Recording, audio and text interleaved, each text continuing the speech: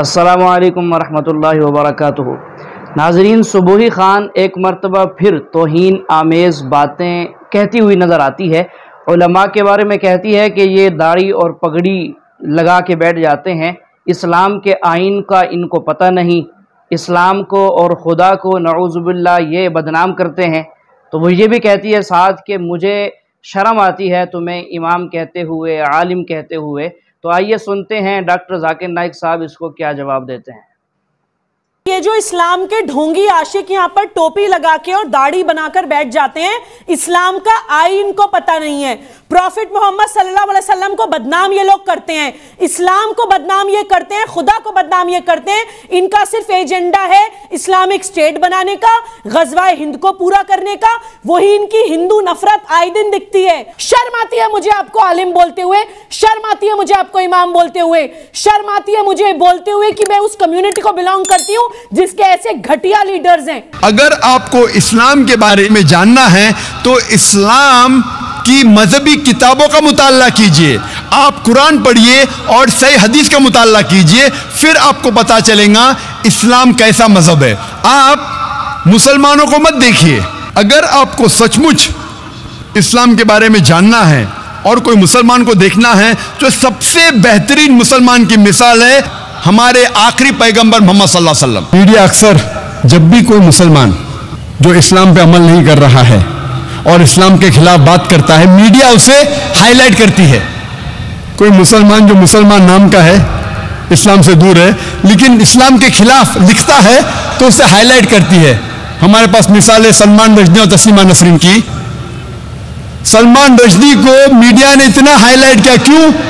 क्योंकि वो नाम का मुसलमान था और उसने किताब लिखी थी सैटेनिक वर्सेस इस्लाम के खिलाफ, मोहम्मद सल्लल्लाहु अलैहि वसल्लम के खिलाफ। मीडिया उसे इतना उछालती है कि वो बन जाता है मिलियनर, करोड़पति ओवरनाइट। सैटेनिक वर्सेस के पहले चंद लोग जानते थे। सलमान रश्दी को आज मीडिया ने इतना हीरो बना दिया कि वो करोड़पति अरबोपति बन गया। क्यों? क्योंकि एक मुसलमान इस्लाम के खिलाफ किताब लिखा, मोहम्मद सल्लल्लाहु अलैहि वसल्लम के खिलाफ लिखा। रहता है यूके में। वो यूके चंद साल पहले, सलमान रश्दी किताब लिखने के पहले, एक अमेरिकन राइटर मार्गरेट थैचर जब प्राइम मिनिस्टर थी, उसके लिए 4 लेटर का वर्ड इस्तेमाल करता है, 4 लेटर का लफ्ज। मैं वो अल्फाज तो कह नहीं सकता हूं क्योंकि मैं मुसलमान हूं। फादर, अंकल, कजन, किंग, और उस अमेरिकन के ऊपर बैन लग जाता है। हमारी प्राइम मिनिस्टर को फादर, अंकल, कजन, किंग कहता है, बैन। कुछ वक्त के बाद सलमान रश्दी वही प्राइम मिनिस्टर को वही अल्फाज को एक्टिव करता है, father, uncle, cousin, king add कर जाता है ING, और उसको अवार्ड देती है गवर्नमेंट। क्यों? क्योंकि उसने इस्लाम के खिलाफ लिखा। वही प्राइम मिनिस्टर मार्गरेट थैचर को वही बुक सैटेनिक वर्सेस में Salman Rushdie father, uncle, cousin, king और इंग कहते हैं कई बार। उसी प्राइम मिनिस्टर मार्गरेट थैचर को कहता है, लफ्ज इस्तेमाल नहीं कर सकता हूं मैं, कहता है फीमेल डॉग, कहता है कुत्ती, और उसे यूके गवर्नमेंट अवार्ड देती है नाइटहुड। क्यों? क्योंकि उसी किताब में उसने मोहम्मद सल्लल्लाहु अलैहि वसल्लम के खिलाफ भी लिखा, उसने इस्लाम के खिलाफ लिखा।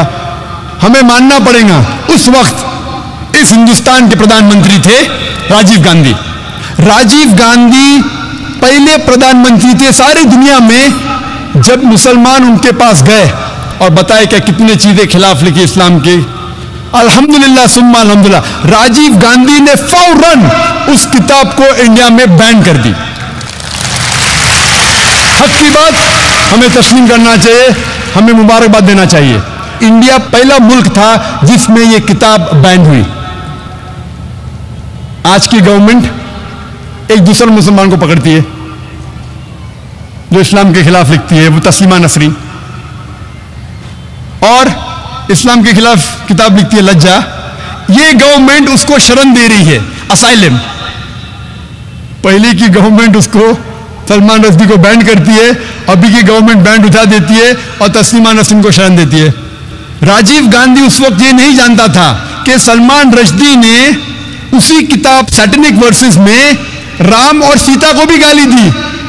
मैं यहां कहना नहीं चाहता हूं क्या गाली दी, मैं इस देश में अमन चाहता हूं। उसे ये नहीं पता था कि उसी किताब में सलमान रश्दी ने सीता को भी गाली दी। इस हिंदुस्तान के हिंदू लोग सीता को माता मानते हैं, राम को भगवान मानते, उसको गाली दी।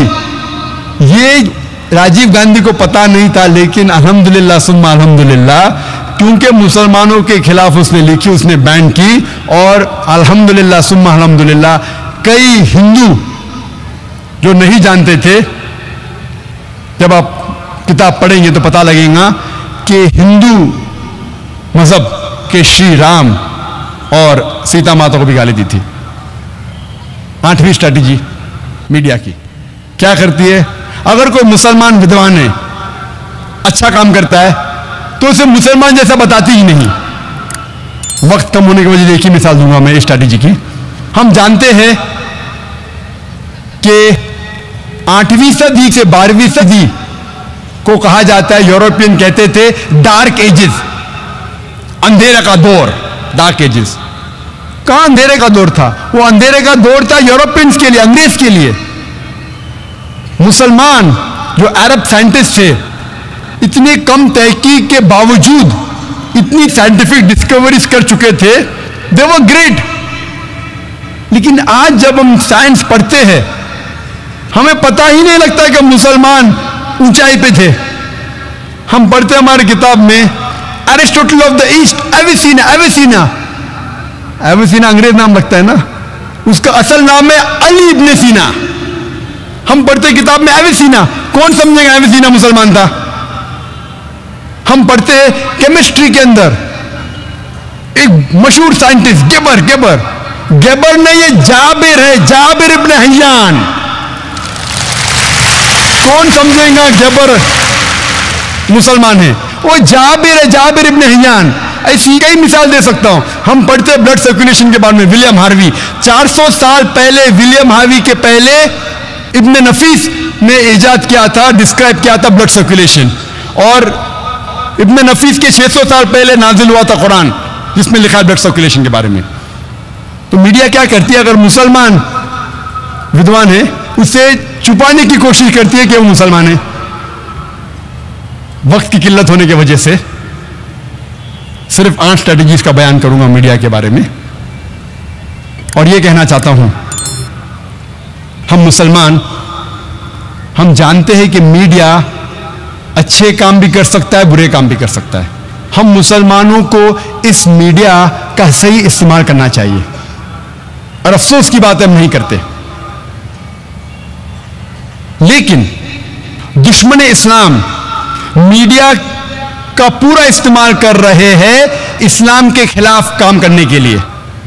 और एक आर्टिकल आया था टाइम्स मैगजीन में 16 अप्रैल 1979 में, जिसमें क्रिश्चियन ऑथर लिखता है, एक क्रिश्चियन रिसर्चर लिखता है कि 150 साल में, सन 1800 से सन 1950 तक के इस 150 साल के दरमियान 60,000 से ज्यादा किताबें लिखी गई थी इस्लाम के खिलाफ। यानी हर रोज 1 से ज्यादा किताब लिखी गई थी इस्लाम के खिलाफ इन 150 साल में। अभी 9/11 के बाद, 9 सितंबर 2001 के बाद, यह तादाद कई गुना ज्यादा बढ़ गई। हर रोज कई किताबें लिखी जा रही इस्लाम के खिलाफ। हम मुसलमान इस मीडिया का इस्तेमाल नहीं कर रहे हैं। हिंदुस्तान की मिसाल लो, हिंदुस्तान में कितने मुसलमान हैं? हम कह सकते हैं कि 18 करोड़, 20 करोड़, 18 से 20 करोड़ मुसलमान हैं हिंदुस्तान में। जब तहकीक करते हैं कि कोई भी दावती मैगजीन है हिंदुस्तान में, वो कितनी तादाद में छपती है? आप हिंदुस्तान की दावती मैदान की मैगजीन लेंगे, चाहे इंग्लिश हो या उर्दू हो या हिंदी हो, आप ये कह सकते हैं, मैं पूछना चाहता हूं सामाइन से, ऑडियंस से, कि हिंदुस्तान में सबसे ज्यादा दावती मैगजीन कितनी तादाद में छपती है और कौन सी है? हिंदुस्तान में दावती मैदान में कौन सी मैगजीन सबसे ज्यादा तादाद में छपती है? ट्राई कर सकते, गेस कर सकते? इस्लामिक वॉइस, उसकी तादाद है 12,000 से 15,000। 12,000 से 15,000। जब अमेरिका गया था मैं, तो वहाँ चंद साल पहले एक मैगजीन है जो इसना निकालती है, होराइजन, वो हर महीने छापती है 50,000। ये है मुसलमान मीडिया का इस्तेमाल कर रही है। एक क्रिश्चियन ऑर्गेनाइजेशन है जिसे कहा जाता है जोहाज विटनेसेस, मेन स्ट्रीम क्रिश्चियन नहीं है, एक ऑफशूट है, एक छोटा सा शाख है। जो मेन क्रिश्चियंस कहते हैं ये क्रिश्चियन ही नहीं है, तो मेन स्ट्रीम क्रिश्चियंस कहते हैं जोहाज विटनेस ईसाई है ही नहीं, लेकिन वो लोग अपने आप को ईसाई कहते हैं। मैं पूछना चाहता हूं, ये मैगजीन है उनकी वॉच टावर, ये मैगजीन है। मैं आपसे पूछना चाहता हूं, क्या आप गेस कर सकते हैं कि कितनी तादाद में छपती है किताब? एक ईसाई ऑर्गेनाइजेशन ऑफशूट है, मेन स्ट्रीम नहीं, एक शाख है, अक्सर क्रिश्चियन कहते हैं क्रिश्चियन है। आप गेस कर सकते हैं कितनी तादाद में छपती है किताब? कितनी तादाद में? लाख के आसपास, 1 लाख के आसपास भाई साहब कह रहे। कोई गेस कर सकता है कितनी तादाद में छपती है? Million, 1 million. कोई कहता है लाख, कोई कहता है 10 लाख। 10 लाख क्या होता है पता आपको? 2 मिलियन, 20 लाख। ये ऑक्शनिंग हो रहा है, 1 मिलियन, 2 मिलियन ऑक्शनिंग हो रहा है। ये वॉच टावर मैगजीन, इसकी तादाद छपने की है 37.1 मिलियन, 3,71 लाख। और ये हर महीने नहीं छपती, महीने में 2 बार छपती है, फोर्टनाइटली है। ये 4 कलर मैगजीन है, 4 कलर। इसकी क्वालिटी माशाअल्लाह। 37.1 मिलियन हर 2 हफ्ते, यानी हर महीने 74.2 मिलियन, हर महीने 7 करोड़ 42 लाख, 7 करोड़ 42 लाख। मुसलमान छापना तो दूर, सोच भी नहीं सकते हैं, छापने की बात दूर है, सोच भी नहीं सकते हैं। 74.2 मिलियन हर महीने, हर 2 हफ्ते 37.1 मिलियन। वही ऑर्गेनाइजेशन और एक मैगजीन छापती है, सिर्फ एक नहीं, अवेक। इसकी तादाद कितनी? हर महीने छापती है 35.754 मिलियन, यानी 3 करोड़ 57 लाख हर महीने छापती है वही ऑर्गेनाइजेशन। ये वॉच टावर छापती है 169 लैंग्वेजेस में। कितने? 169 लैंग्वेजेस में वॉच टावर। अवेक 81 लैंग्वेजेस में, 81 जबानों में छापती है हर महीने। और ये वॉच टावर 169 लैंग्वेजेस में हर 2 हफ्ते में छापती है।